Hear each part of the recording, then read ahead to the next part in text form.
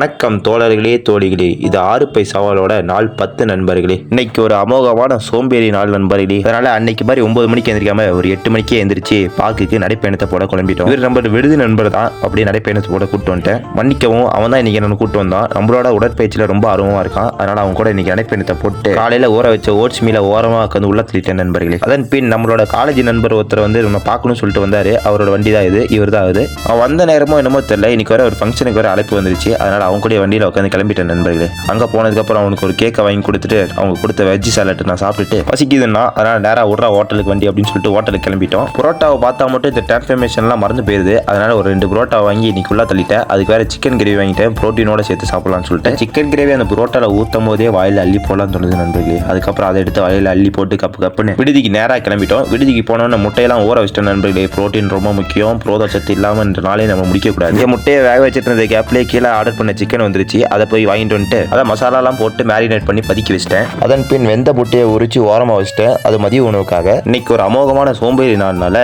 மாவு சத்தம் கொஞ்சம் கம்மி நண்பர்களே. அதனால புரோஜத்தை மட்டும் அதிகப்படுத்திட்டேன். மதிய உணவுக்கு முட்டையும் இரவு உணவுக்கு சிக்கனையும் சாப்பிட்டு இன்னைக்கு அதனால வெற்றிகரமாக முடிச்சிட்டேன் நண்பர்களே. கூடிய விரைவில் 6 பேரோடு சந்திக்கிறேன். அது வரைக்கும் நன்றி, வணக்கம்.